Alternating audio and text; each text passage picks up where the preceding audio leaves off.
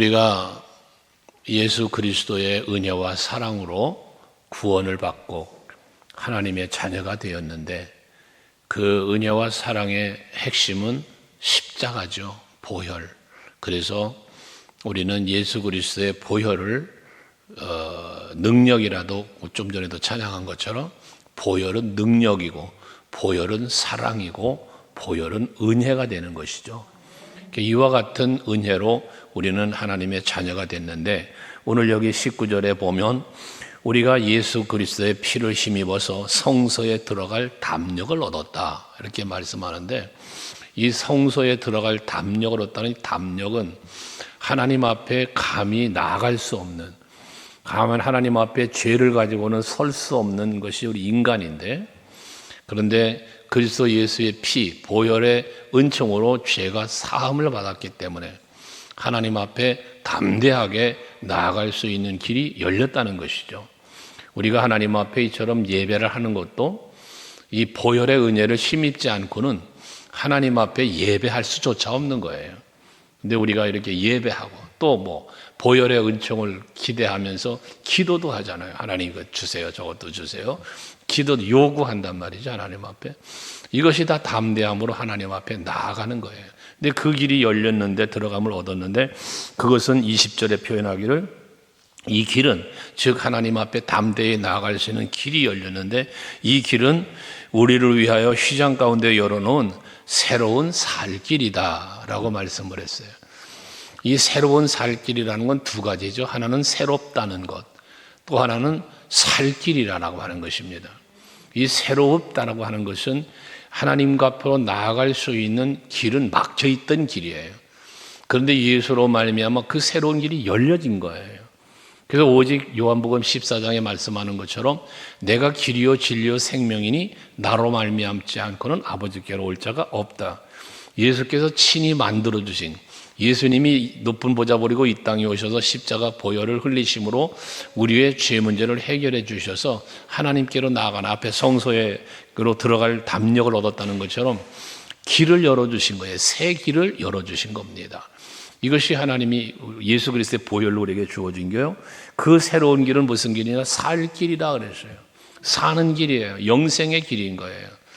우리 믿음으로 사는 성도들은 바로 예수 그리스도로 말미암아 새롭게 난 그 길을 걸어가는 것이 이게 살 수 있는 길이라는 사실을 믿으시고 이 길을 걸어가는 여러분들이 되셔야 하는 겁니다. 이 길을 걷지 않고 다른 길을 걸어가면 그 길은 무슨 길이 돼요? 죽음의 길, 사망의 길, 멸망의 길이 되는 거예요. 하지만 예수께서 만들어주신 새로운 이 길은 살 길이기에 이 길을 걸어가면 사는 거예요. 이 길로 걸어가야 천국도 가는 거예요. 그래서 새로운 살 길을 열어주셨는데 그 열어주신 새 길은 그의 육체, 휘장은 곧 그의 육체다라고 했는데 휘장은 성막론에서 말씀을 드렸죠. 성소에 들어가면 그 성소와 지성소 사이에 휘장이 있었는데 이 휘장이 예수님이 십자가에 죽으실 때 마태복음에 보면 어떻게 돼요? 십자가에서 예수님이 운명하실 때에 휘장이 위로부터 아래로 갈라졌더라 라고 말씀하잖아요. 하나님과의 관계가 가로막혀 있던 것이 열려진 거예요.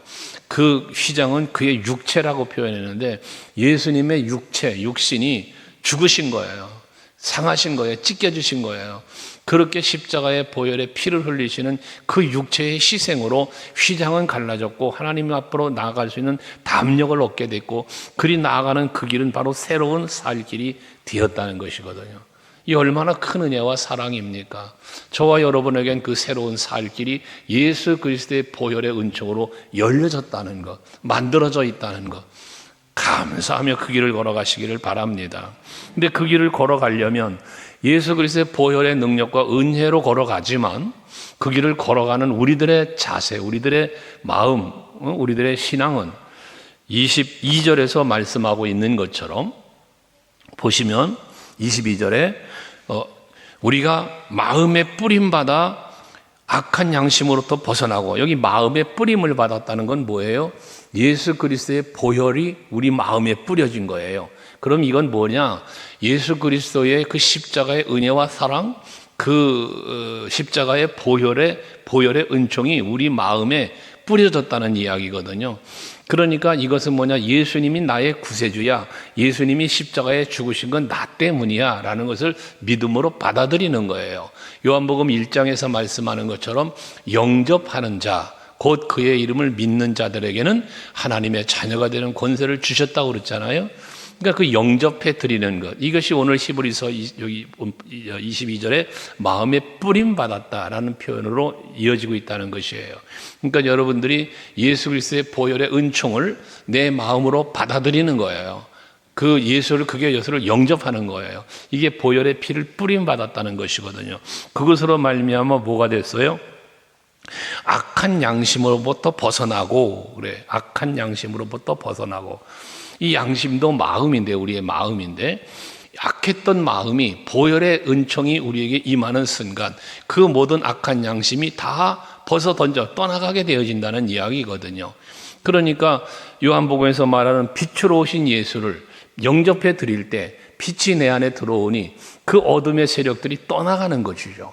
우리 마음속에는 악한 생각이 있고 선한 마음도 있다고 그랬잖아요.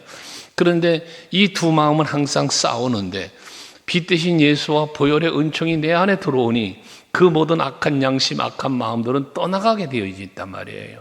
그 보혈의 은총으로 우리는 그 악한 양심으로부터 벗어났다. 그 구습을 줬던 옛사람을 벗어버리고 오직 심령으로 새롭게 돼서 새 사람을 입어라. 에베소서 말하는 것처럼 여러분들의 여러분의 마음이 새로워질 수 있기를 바라요.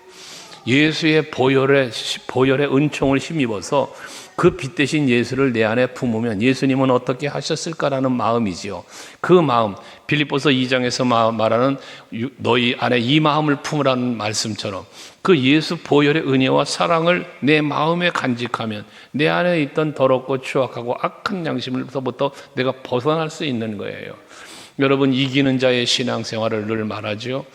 우리는 지는 신앙생활을 하면 맨날 마귀의 종노릇하는 거예요. 마귀가 박수치고 마귀가 좋아하는 생각을 하고 마귀가 기뻐하고 마귀가 좋아하는 행동을 하는 거예요. 그러나 예수가 내 안에 들어오셔서 그 마음을 다스리고 성령이 내 안에 들어오셔서 내 마음을 다스리시고 선한 양심과 선한 삶으로 하나님이 기뻐하고 하나님이 박수치실 만한 일을 마귀가 슬피 울리며 떠나가는 이런 일이 벌어지는 거죠. 그래서 여러분, 악한 양심으로 또 벗어나서 몸은 맑은 물로 씻음을 받았으니 라고 했는데 여기 몸은 우리의 삶의 행위예요. 우리가 몸으로 살잖아요. 몸으로 사는데 내 삶의 그런 행위들이 이제는 맑게 씻김 받았다는 게 뭐냐, 내 죄의 행위에 대한 양심뿐만 아니라 우리의 마음의 생각뿐만 아니라 내 몸으로의 행실이 사함 받았다는 게 깨끗해졌다는 거예요. 그러니까 영과 육이 깨끗해지는 거예요. 뭘로? 예수의 보혈로.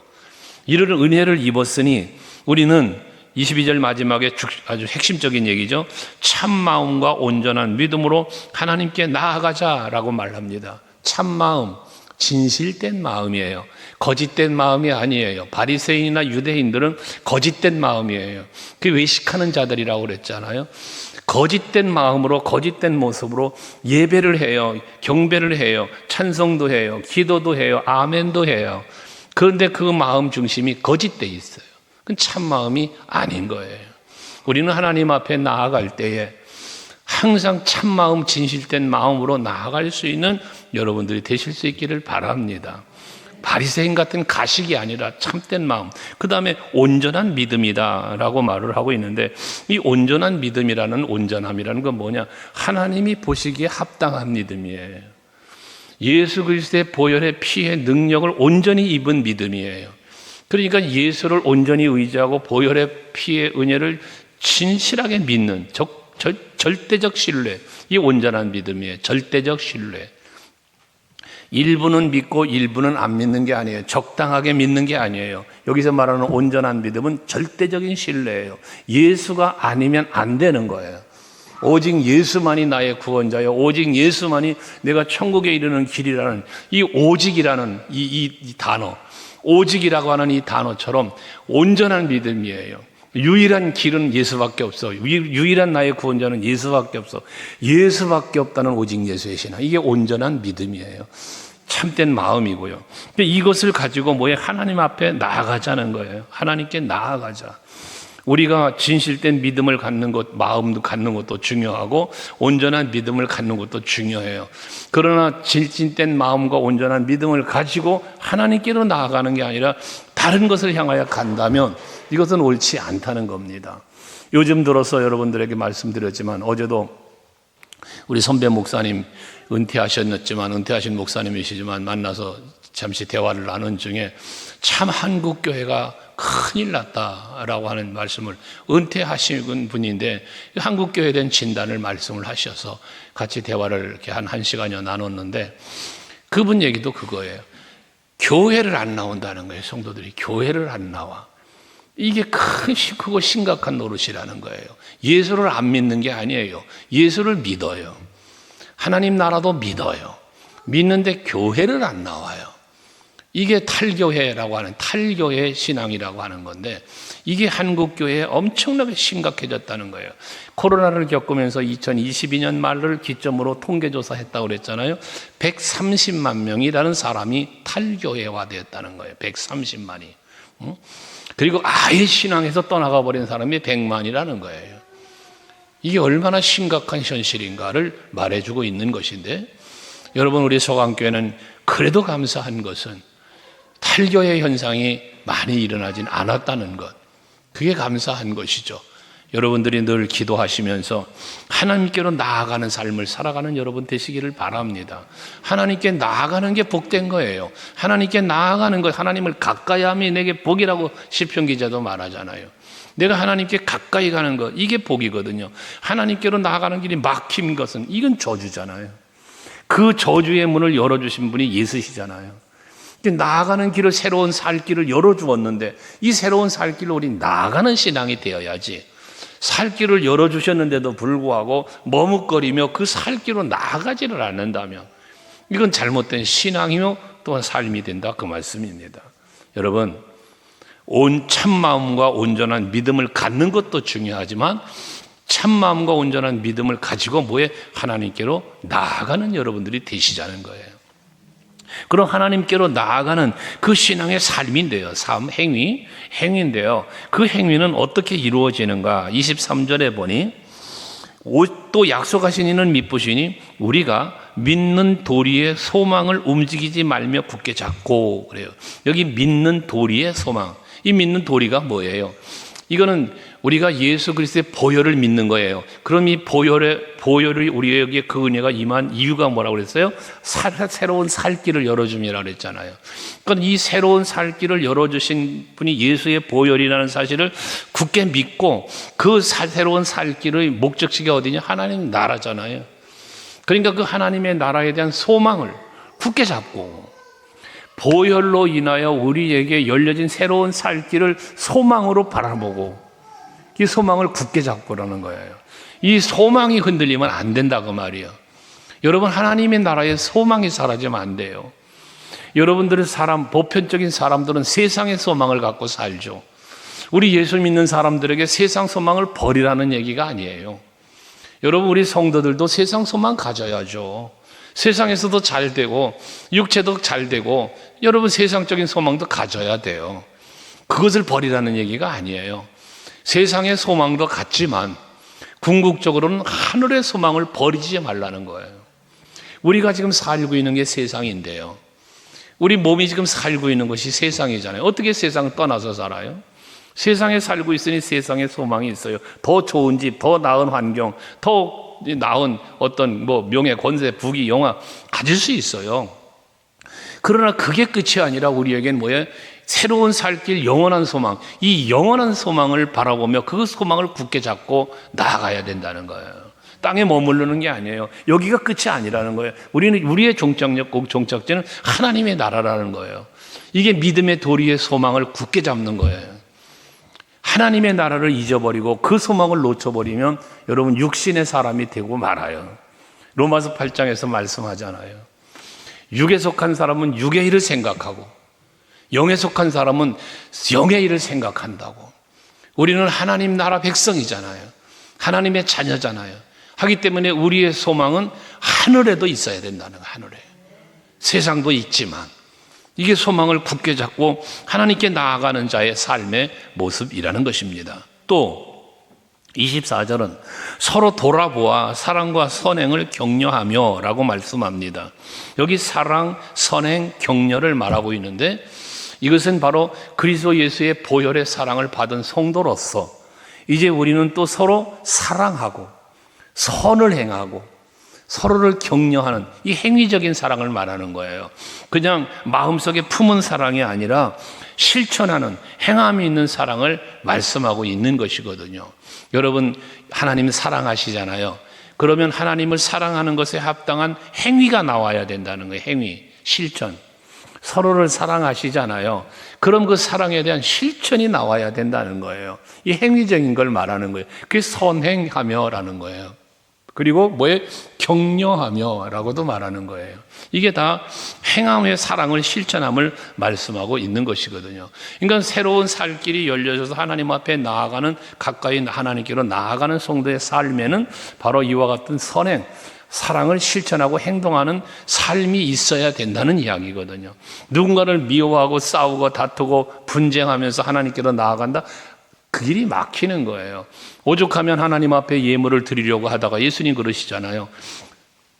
형제와 싸운 일이 생각나거든. 이거 놔두고 가서 형제와 화목하고 와서 예물을 드려라. 이게 하나님의 사랑의 실천이, 하나님께 나아가는 자의 마음가짐이요 삶의 모습이라는 것입니다. 여러분, 사랑하며 사시기 바랍니다. 실천하며 사세요. 그게 하나님께 나아가는 길을 가로, 새로운 살 길로 나아가는 삶인 거예요. 또 23절에 보면 25절에 보면 모이기를 패하는 어떤 사람들의 습관과 같이 하지 말고, 그래서 모이기를 패하는 어떤 사람, 이 사람들이 어떤 사람입니까? 예수를 구주로 믿고 메시아라고 믿고 따르는 사람들을 방해하고 예수가 그리스도가 아님에 대하여 자꾸 부정적으로 저들을 핍박하고 박해했던 무리들이에요. 그러니까 교회 나가 모이는 것을 자꾸 방해하는 무리를 모이기를 패하는 자들인 거예요. 여러분들이 교회에 와서 예배를 드리고자 하는데 여러분들 중에 혹시라도 주변에서 그거 뭐 주일날만 가면 되지 수요 예배 뭐하러 가? 이건 모이기를 패하는 자예요. 항상 여러분들이 구역예배, 이런 무슨 구역예배를 모이기를 패하는 자의 생각이요 말인 거예요. 여러분, 우리는 예수의 이름으로 모이기를 힘써야 되는 거예요. 내년도 표를 지금 기도 중에 정해놓고 있는데, 여러분, 우리가 모이기에 힘쓰고 기도하기에 힘쓸 때 거기 성령이 임하고 거기 하나님의 은혜가 임하고 거기에 놀라운 그 성령의 역사를 통한 축복의 역사가 일어나는 거거든요. 우리 서강교회가 그런 교회가 되기를 원하는 거예요. 그러니까 우리는 모이기를 피하는 교회가 아니라 오히려 모이기를 즐거워하고 그리고 모이기를 힘쓰는 그런 여러분들이 되셔야 한다는 거죠. 그러면서 하신 말씀이 뭐냐 하면 그들과 같이 하지 말고 오직 서로 권해서 그날이 가까움을 볼수록 더욱 그리하자 그랬어요. 여기 그날이 가까움이 뭐예요? 예수 그리스도의 재림을 말씀하는 거예요. 예수께서 재림을 하시게 될 때 이 날이 가까워지는데 지금 하루, 예를 들어 오늘이 지나 내일이 왔어요. 여러분, 예수님 오실 날이 하루 더 가까워진 거잖아요. 한 해가 저물어 가요. 이제 새로운 한 해가 또 올 거예요. 그럼 여러분, 예수님이 오실 날이 더 가까워진 거예요. 우리가 세월을 보내고 살면서 에베소 5장 16절인가 얘기하지만 16절 세월을 아끼라 때가 악하니라 그러잖아요. 이 우리에게 주어진 시간은 길지 않은 거예요. 잠시 있다 가는 거예요. 어떤 사람이 언제 어떻게 갈 줄 알아요. 우리 교회도 부흥에 오셨던 선배 목사님께서 아주 건강하셨던 분이세요. 그런데 세상에 갑자기 돌아가셨어요. 그저께. 그렇게 건강하시던 분이 갑자기 돌아가셨어요. 그냥 모르는 거예요. 그분은 정말 100세 시대를 꿈꾸시면서 그 100세 시대를 위한 준비를 거의 완성해 놓으신 분이에요. 그러니까 모든 걸 준비해 놓으신 분이라고 그렇게 호언장담하셨어요. 우리 교회도 부흥에 오셨던 목사님이세요. 그런데 세상에 땅에서 100세 사실 거를 다 준비해서 뭐 합니까? 주님이 부르시니까 가신 건데. 이게 세상이에요, 여러분. 그러니까 항상 여러분들은 주님 오실 날이 가까워오면 볼수록이라는 건 뭡니까? 주님이 오실 날이 가까워졌음에 대한 징조들이 일어나는 거잖아요. 여러분 정말 간혹 말하는 거지만 주님 오실 날이 멀다고 생각하지 마세요. 여러분이 하나님 앞에 서는 날이 아주 먼 날 남았다고 생각하지, 그 착각이에요. 그건 마귀가 주는 생각일 수도 있어요. 오늘이라도 주님이 부르시면 우린 가야 돼요. 이걸 누가 거부할 거예요? 이런 마음을 가져야, 그래야 모이기를 피하는 어떤 사람들의 습관과 같이 하지 않고 오히려 더욱 하나님 앞에 그 새로운 살길로 나아가는 삶을 살게 되어진다는 것이거든요. 그러니까 주님 오실 날이 가까우니까 어떻게 돼?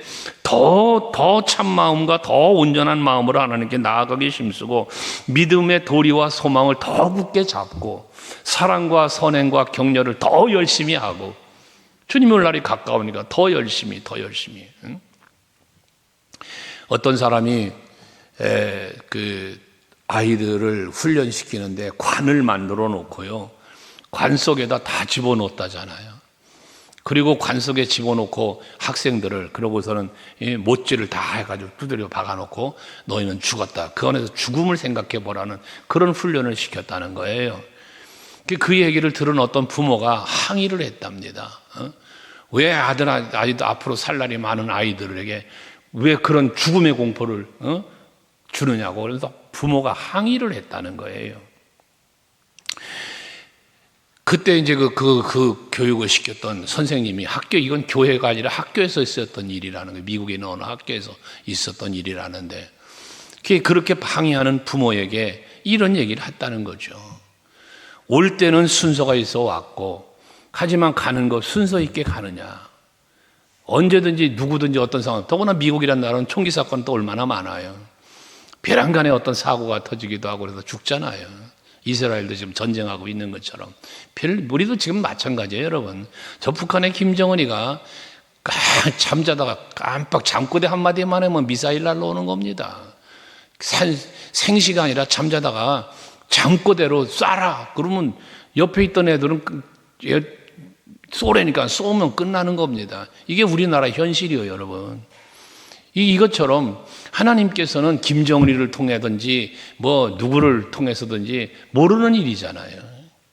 그러니까 여러분들, 우리는 정신 바짝 차려야 됩니다. 바짝 차리고 주님 오실 날 오늘이라도 부르시면 가야 된다는 이런 사실.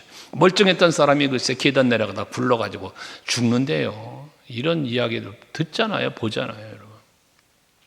그러니까 우리는 주님이 오실 날을 항상 기억하고 바라보면서 항상 내가 지켜야 할 믿음과 소망과 사랑에 대한 부분을 절대적으로 마음에 품고 실천하며 사는 여러분 되시기 바랍니다.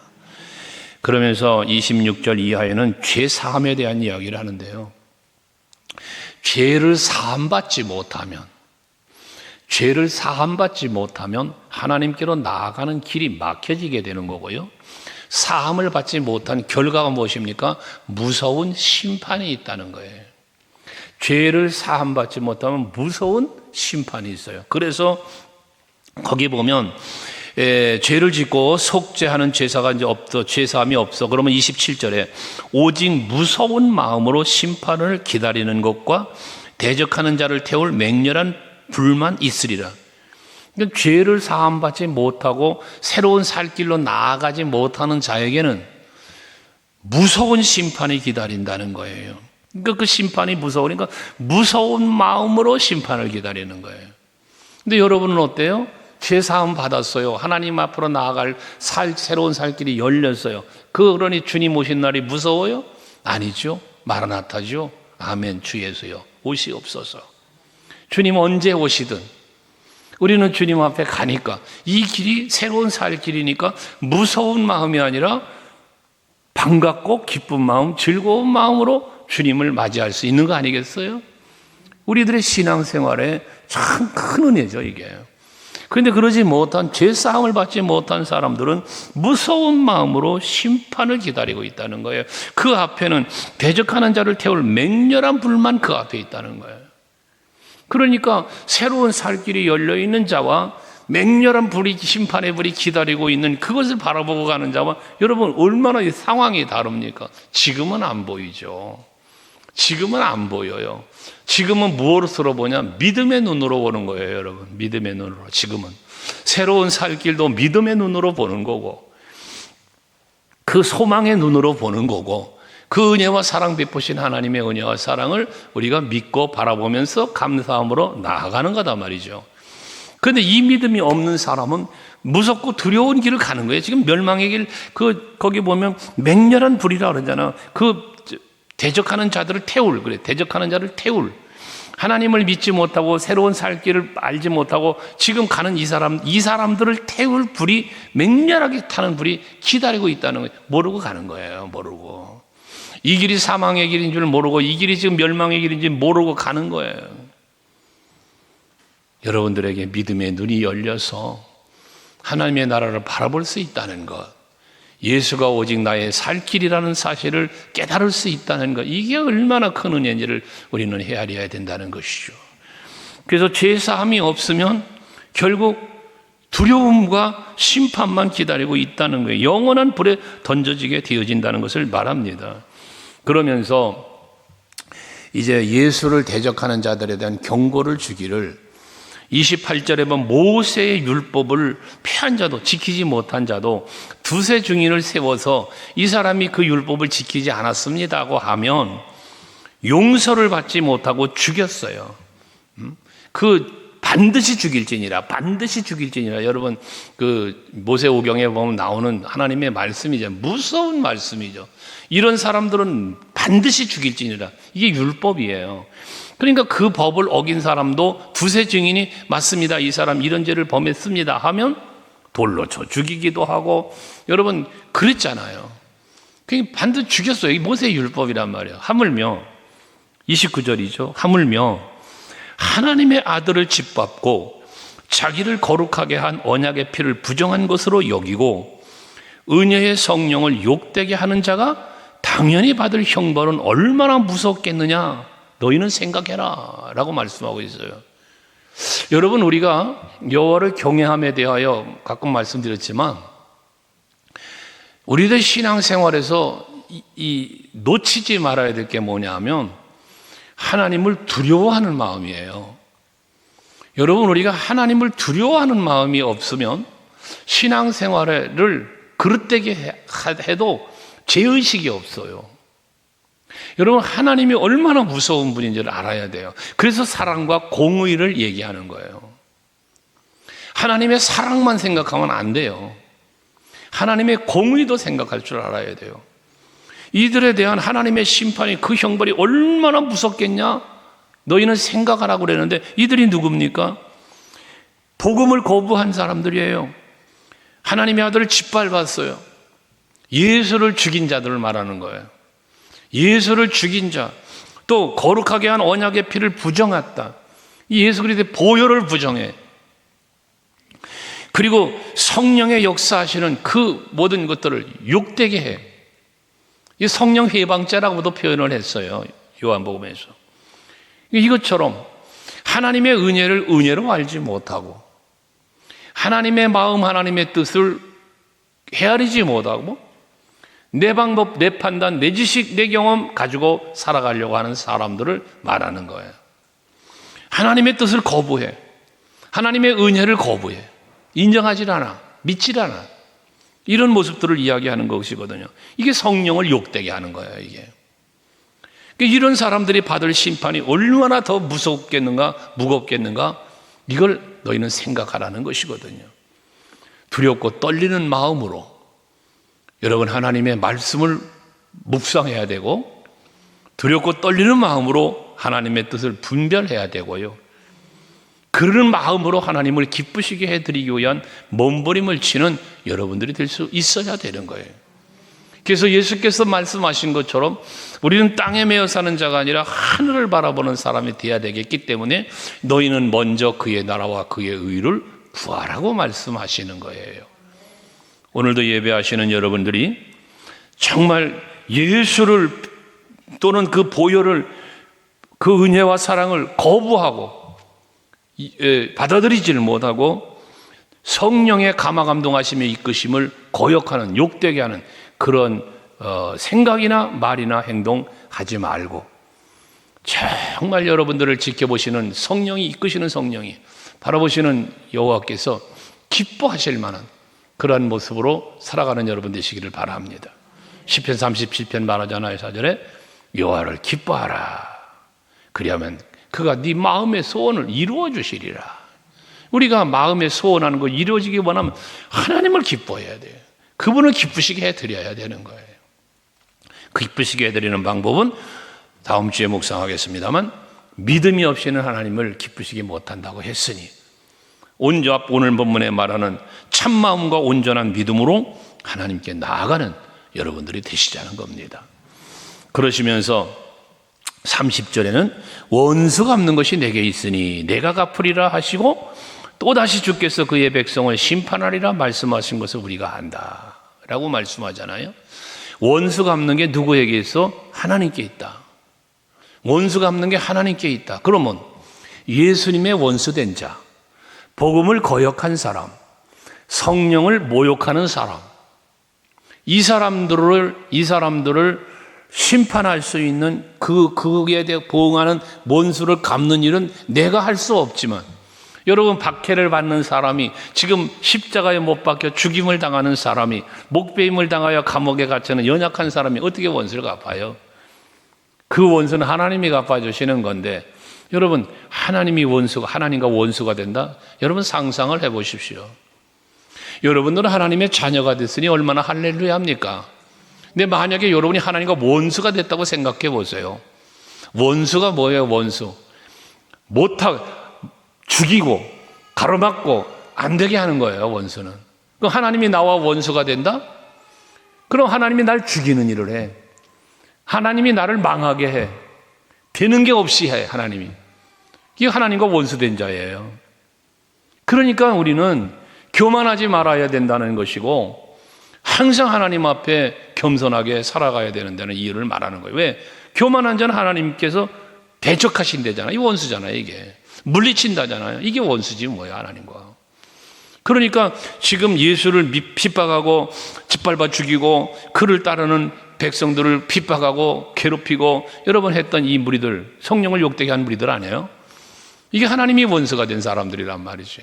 이거 전부 다 멸망이 되는 거예요.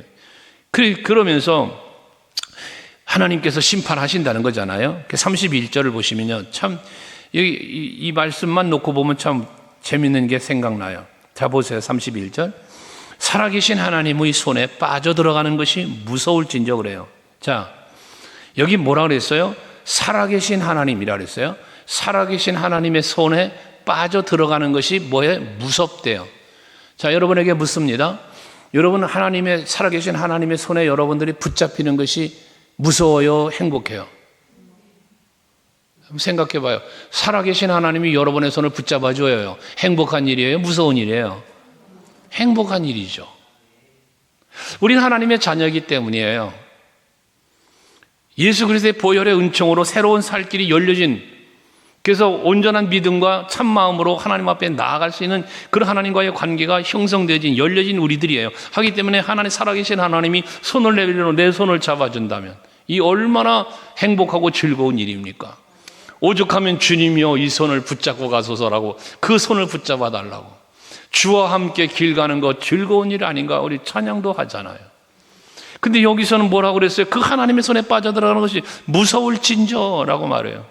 여기 무서워하는 자는 누구라고요? 앞에 말한 대로 죄 사함을 받지 못하고 하나님의 심판 앞에 놓여질 사람들. 그래서 그 무서운 마음으로 심판을 기다리고 맹렬하게 타는 불만 기다리고 있는 이 사람들, 하나님의 손에 들어가는 게 무서운 거죠. 이건 심판의 손이에요. 앞에 말한 사랑과 공의에 말하는 거예요. 하나님의 손은 자비의 손이 있어요. 자비롭고 사랑하시고 긍휼의 손길이 있어요. 그런가 하면 무서운 심판의 손길도 있다는 거죠. 우리는 자비와 긍휼의 손길에 붙잡힌 성도가 되었으니 할렐루야입니다. 그러나 심판받아야 할 자, 하나님에게 원수가 된 자들, 저들에게는 하나님의 손은 무서운 손이라는 거지. 두렵고 떨리는 심판의 손이 되어진다는 거예요. 그러니까 이제 32절 이하에 우리가 여기 말하자면 전날에 너희가 빛을 받은 후에 라고 말씀하잖아요. 빛을 받은 후에. 이 빛을 받았다는 게 뭐예요? 새로운 살 길이 열려진, 죄가 사함받고 어두운 악한 양심은 다 벗어버리고, 그리고 오직 새로운 마음을 품고 심령이 새롭게 되어 오직 새 사람을 입은 이런 여러분, 우리 성도들을 말하는 거잖아요. 이 빛을 받은 후에 우리의 모습이에요. 빛 대신 예수가 내 안에 계시는. 빛을 받은 후에는 어떻게 살아갈 것이냐 말씀하죠. 고난의 큰 싸움을 견디어낸 것을 생각해라. 고난의 큰 싸움을 어떻게 했어요? 견디어냈대요. 무엇으로? 믿음과 소망으로. 그러니까 빛을 받은 성도의 삶은 믿음과 소망이 있는 삶을 살아야 되는 거예요. 설령 현실적으로 지금 이 순간에도 여러분들이 힘들고 어려운 고난에 있어요. 힘들고 어려운 고난이 현실적으로 힘들고 어려운 고난이라 할지라도 우리에겐 믿음이 있어요. 우리에겐 소망이 있어요. 하기 때문에 빛을 받은 성도는 그런 믿음과 그와 같은 소망으로 앞에 말한 대로 그 소망을 굳게 잡고 믿음의 도리를 지키며 하나님께로 나아가는 삶을 살아가는 것. 이걸 빛을 받은 성도의 삶이라는 거예요. 또 35절에 보면 그러므로 너희의 담대함을 버리지 말라. 이것이 큰 상을 얻게 하느니라 라고 말씀하고 있습니다. 빛을 받은 성도는, 새로운 살 길이 열려 하나님께로 가까이 나아가는 삶을 사는 성도는 담대함을 잃어버리면 안 되는 거예요. 여러분 신앙생활 담대하게 하십시오. 뭐가 무섭습니까? 뭐가 두렵습니까? 질병이 두렵습니까? 두려워하지 말고. 물질이 부족함이 두렵습니까? 두려워하지 말고. 사람이 무섭습니까? 두려워하지 말고. 범사의 모든 환경들 두려워하지 말고. 이 담대함을 잃지 말고 라는 거예요. 그래서 고린도전서 15장 57절에 말하죠. 그리스도 예수로 말미암아 이김을 주신 하나님께 감사하노니. 여기서 말하는 이김은 무슨 이김이에요? 오늘 여기 말하는 대로 예수의 피를 힘입어 성소에 들어갈 담력을 얻었으니 이거잖아요. 예수 그리스도로 말미암아 우리가 뭘 이겼습니까? 죄를 이겼습니다. 세상을 이깁니다. 환경을 이깁니다. 모든 상황을 이기는 겁니다. 무엇으로? 예수 그리스도로 말입니다. 그러니까 우리 마음속에 그것 때문에 뭐가 넘치는 담대함이, 세상을 이기고 환경을 이기고 모든 상황을 이기는 이 담대함이 있어야 된다는, 이걸 잃지 말라는 거예요. 이걸 잃어버리면 뭐가 돼요? 패배자가 되는 거예요. 모든 악의 유혹에 패배되고 마귀에게 패배하고 그리고 마귀의 종로로 살게 되어지는 거예요. 여러분들의 모든 삶 속에 믿음과 소망과 사랑 안에서 담대함을 잃지 않는 여러분 되시기를 바랍니다. 모든 악과 싸워 이기고 세상과 싸워 이기고 환경과 싸워 이기는 여러분들이 되셔야 합니다. 그리고 37절 이하에 보면 잠시 잠깐 후면 오시리가 오시리니 지체하지 아니시리라 속히 올 것을 말씀하면서 38절 나의 의인은 믿음으로 말미암아 살리라. 또한 뒤로 물러가면 내 마음이 그를 기뻐하지 아니하리라. 뒤로 물러가지 않는 마음. 그 다음에 39절에 보면 또 마찬가지 우리는 뒤로 물러가 멸망할 자가 아니고 오직 영혼을 구원하며 이르는 믿음을 가진 자라 그랬어요. 뒤돌아보지 않는, 오직 새로운 살 길만 바라보고 예수만 바라보고 천국만 바라보고 앞을 바라보고 전진하고 나아가는, 그래서 바울처럼 달려갈 길을 마치는 이런 우리들이 되어야 한다는 거예요. 빛을 받은 후에 우리 성도들의 삶이 이렇게 달라져야 되는 거예요. 믿음과 소망과 사랑을 가지고 살아가고 그 예수 그리스도의 보혈의 능력을 힘입어서 담대하게, 그리고 뒤돌아보지 말고, 뒤돌아보면 소금 기둥 됐던 롯의 아내처럼 여러분 뒤돌아보는 자는 망하는 거예요. 우리는 이제 뒤돌아보는 게 아니라 아무리 세상에 유혹이 있어도 바울이 모든 것을 배설물로 여겼다는 것처럼 배설물로 여겼다는 의미 속엔 뒤돌아보지 않겠다는 거잖아요. 이것처럼 세상의 미련 다 버리고 오직 예수 바라보고 오직 우리에게 허락되어 있는 새로운 살 길을 걸어 예비된 하나님의 나라에 여러분들이 이르를 수 있는 우리 모두가 될 수 있기를 주의 이름으로 축원합니다. 할렐루야. 우리 기도하시겠습니다.